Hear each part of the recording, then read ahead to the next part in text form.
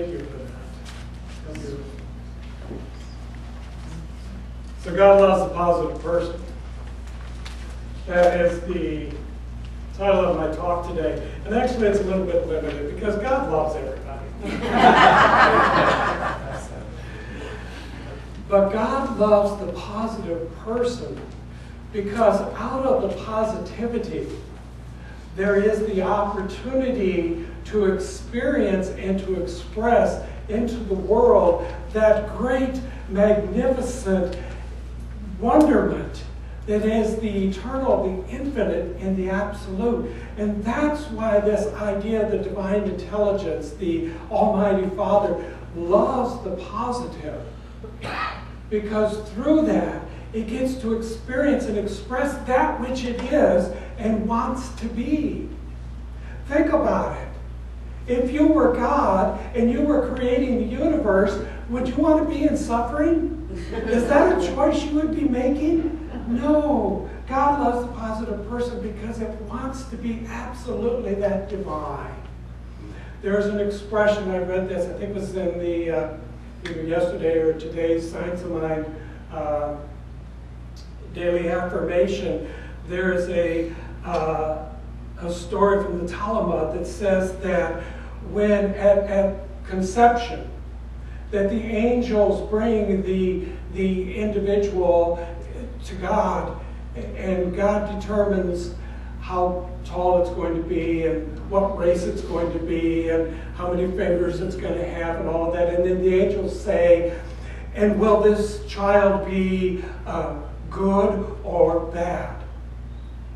And God remains silent.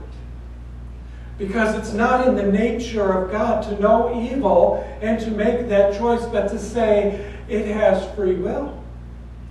What it will do with the gifts that I have given it is absolutely left up to that individualized expression of spirit to make the choice as it moves through this thing called life and determining what it wants to be, where it wants to go, and how it's going to react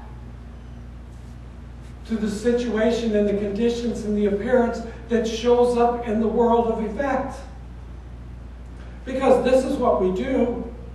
We react to the effect. And the reality and the truth of the matter is that we are already whole, perfect, and complete, just as we are. And that we have been made in the image and the likeness of the divine, which is whole, perfect, and complete. Duh. And so as we come into this expression, the opportunity here is that we can choose to be whole, perfect, and complete, or we can choose to be something else. But the final destination, pay attention, the final destination is that we will all return back to that whole, perfect, and complete. I tell people that come to me and they want to pray for me because they hear that I'm in Science of Mind and they're like, you know, I'm going to pray to Jesus to save your soul and you'll find salvation and you won't go to hell. And I'm thinking in my mind, they're going to be so surprised when we arrive and we're all there together. Wherever it may be, we're all going to be there. It's all one and the same place. How great that is, that we have free choice. We get to choose what we want to be. There's some discussion that's been going on about this idea of being equal. Now, I wrestle with this sometimes because when I look out into the world of effects, it's not equal. No. You know, I get it. Women rule the world. This is not equal. You know, my grandmother told me this. My mother has told me this. My ex-wives have told me this. My daughter tells me this. My granddaughter's telling me this. Women rule the world. Where's the equality in that?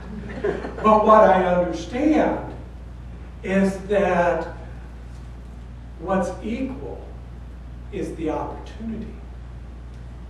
we each have an equal opportunity in life to determine how we want to react, how we want to respond, how we want to live, where we want to go with this.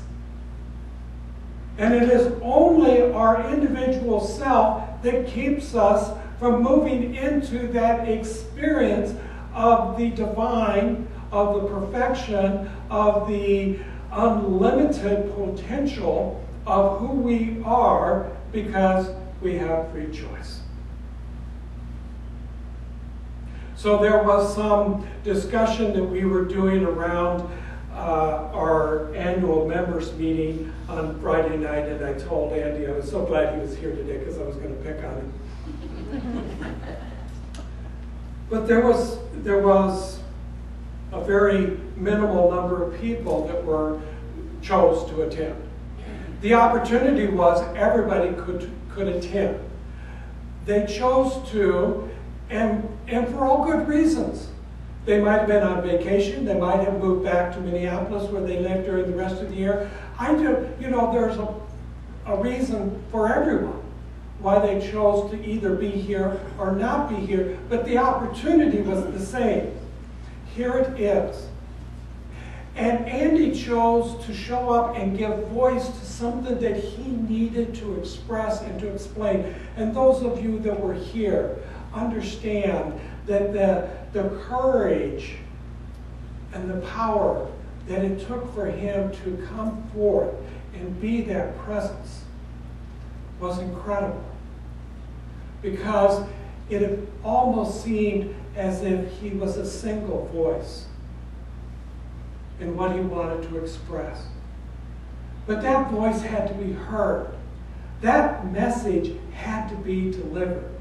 He needed to bring it forth, because that, in that moment, in that time, was exactly where he needed to be, saying what he needed to say, being the presence of who he needed to be, and there really was no need for anybody else to make any judgment about that.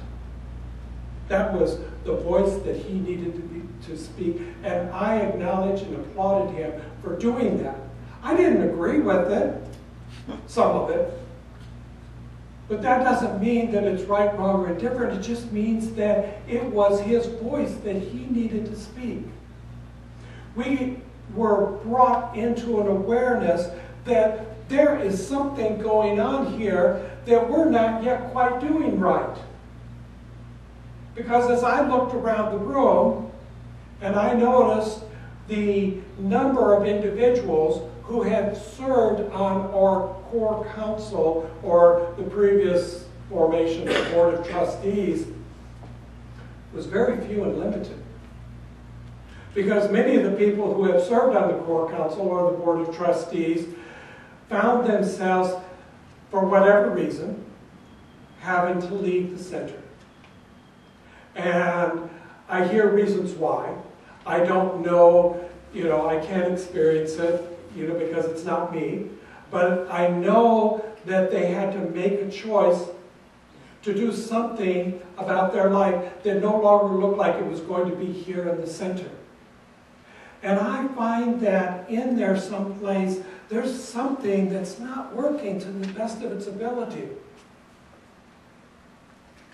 Because if we truly are trying to live and practice and be the principle of who we are being, then every member, as long as they're still in this life, to the best of our ability, ought to be here and ought to be present and ought to be part of something of what we're doing. And so we have created an opportunity for those people who have served at that level.